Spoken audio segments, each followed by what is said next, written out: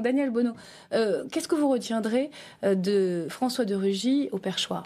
Écoutez, effectivement, pas grand-chose, vu qu'il est parti aussi vite qu'il est arrivé. Un peu une constance aussi dans le fait de changer un peu d'avis très vite et voire même de se parjurer, puisqu'il s'était engagé à partir et laisser la place en mi-mandat. Et puis, quelques mois plus tard, on a appris que finalement, il reste très bien jusqu'au bout, jusqu'à ce qu'on lui offre de toute évidence une place plus intéressante. Et puis, rappelons aussi qu'à l'Assemblée nationale, il s'est quand même aussi distingué pour avoir créé un tel mécontentement, y compris au niveau du personnel, qu'il y a eu des annonces d'un possible mouvement social. Juste, je me fais un tout petit peu l'avocat du diable, mais je vous ai vu très présente lors des auditions de la commission d'enquête sur l'affaire Benalla. Est-ce que vous lui êtes gré au moins d'avoir accepté ou rendu possible la création de cette commission d'enquête ? Non, je pense que c'est là le point peut-être le plus problématique, c'est que M. de Rugy a été effectivement plus au service du prince que de l'institution démocratique. Et il ne nous a pas accordé, et il n'a pas fait preuve de mansuétude en acceptant ce qui était de droit de la part de l'opposition quand même. Rappelons-le, que nous nous sommes battus, et toutes les oppositions dans ce cas-là, pour avoir le respect du Parlement. Et c'est ça le problème. Je vous donne la parole, mais justement... On a un président qui n'était pas au service de l'Assemblée. Il est de la majorité, certes, mais il était le président de l'ensemble de l'Assemblée, et il a failli sur toute la ligne, je pense, dans cette mission. Alors on va voir s'il y a... Voilà, c'est assez... Rien que ça, sur toute la ligne. C'est-à-dire qu'il n'y avait pas un petit bout de ligne qui était sympa. C'est au vitriol. Il n'a pas eu le temps de se rattraper. Dans un instant, mais puisqu'on parlait les ambitions du candidat qui avait fait, je crois, autour de 4%, un peu plus. 4% à la primaire citoyenne, donc qui était vraiment presque dernier, mais était très très radical, si je puis dire. Mais il y a aussi ce côté pragmatique chez François de Rugy qui pourrait peut-être mieux qu'un Nicolas Hulot concilier l'exigence de la relance par la croissance et les entreprises et l'ambition écologique et la protection de l'environnement.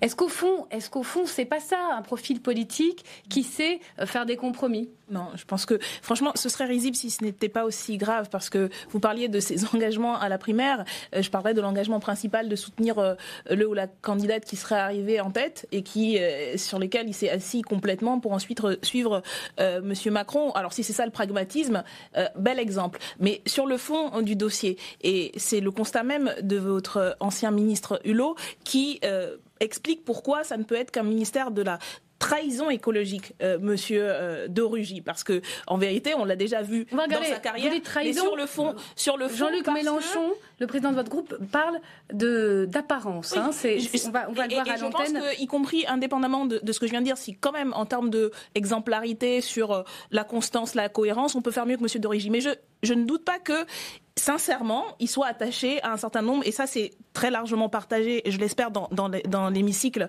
et dans la société, à des engagements écologiques. Mais le problème, et comme l'a expliqué Monsieur Hulot, c'est que si on ne remet pas en cause l'ensemble du système, si on ne s'affronte pas, y compris à un certain nombre de lobbies qui défendent leurs intérêts, c'est leur droit, mais qui ne sont pas l'intérêt général, on n'y arrivera pas. Et c'est ce que vous appelez le pragmatisme, c'est ce qui va faire en sorte qu'on ne sera pas à la hauteur de l'enjeu écologique. C'est pas parce que on n'est pas élu ou on n'a pas une expérience institutionnelle qu'on n'a pas, y compris une cohérence politique, et quand on fait de la politique, qu'on n'a pas la capacité de défendre des choses. Donc je pense que ce n'est pas ça, c'est pas une question de cosmétique. Et Monsieur Hulot l'a très bien expliqué.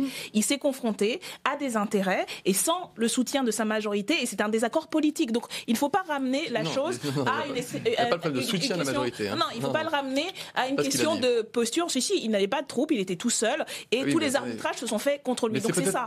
Pas tous. Savoir s'entourer. On ne va pas refaire son bilan, oui, mais suffisamment pour qu'il s'en aille, et de manière assez spectaculaire. Donc je pense qu'il ne faut pas, y compris, faire insulte aux militants associatifs, aux membres de la dite société civile, même si on voit que vous mettez un peu tout et n'importe quoi juste pour mettre le label, qui s'engagent en politique et qui font de la politique et qui font aussi de la politique. Qui font aussi de la politique, qui font aussi de la politique, et ont la capacité de défendre des orientations politiques et de les défendre jusqu'au bout. Simplement, quand ils se rendent compte qu'ils font face à des murs, ils ont et comme des politiques aussi et des élus peuvent décider que ça n'en vaut pas la peine et ils continuent leur combat. En tout cas, Nicolas Hulot souhaite que cette démission soit utile. Daniel Obono, vous allez tambour battant mener une forme de campagne, même si vous n'êtes pas majoritaire à l'Assemblée contre Richard Ferrand. Oui, bien sûr, nous aurons une candidate parce qu'on pense que c'est aussi un signal important et surtout. Qui sera candidate pour la France Insoumise pour qu'on ait une petite info? Ça doit être Mathilde Panot qui sera candidate. Mais quel que soit en fait le ou la candidate de La République En Marche, en réalité, elle ou il sera encore une fois au service du prince et pas de l'institution. Et je tiens à le rappeler parce que il y a eu donc on n'est pas légitime à présenter un candidat. On arrête tout. Non, bien sûr que non. Bien sûr que non. Et ça, c'est pas. On a oublié l'élection. Ça, vous aimeriez bien. Quand même, ce n'est pas une critique du fait que le ou la présidente est issue du groupe majoritaire, mais c'est une critique de comment fonctionne. Et cela a été dit par notre collègue aujourd'hui la Macronie à l'Assemblée nationale. On peut être président d'un groupe majoritaire face à une opposition en respectant cette opposition et en défendant l'institution parlementaire. Et je pense que l'affaire Benalla a montré pas simplement aux yeux des députés qu'ils savaient de l'opposition, parce que ça fait 1 an qu'on vit aussi avec M. Durugy sur une manière assez autoritaire et méprisante de considérer les députés de l'opposition et parfois même de la majorité, mais plus généralement, l'institution parlementaire, défendre l'institution contre, y compris les excès du pouvoir exécutif, la démocratie parlementaire. On a vu que tous les députés de La République En Marche étaient prêts à s'asseoir dessus et à être simplement au service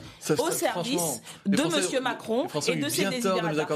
Et c'est cela qui, je pense, pose problème. Il y a eu dans cette institution, et je le dis d'autant plus facilement que nous ne défendons pas la Ve République et ses institutions, mais à partir du moment où nous sommes élus, nous sommes prêts à jouer le jeu. Et il y a eu dans cette institution des députés majoritaires qui savaient respecter les groupes d'opposition, qui savaient faire travailler sur beaucoup de sujets tous les députés ensemble. Malheureusement, je crains qu'aucune des candidats ne soit à la hauteur de ce point de vue-là. Et pas parce qu'ils sont majoritaires, mais parce que c'est comme ça que fonctionne cette organisation. Olivier Véran.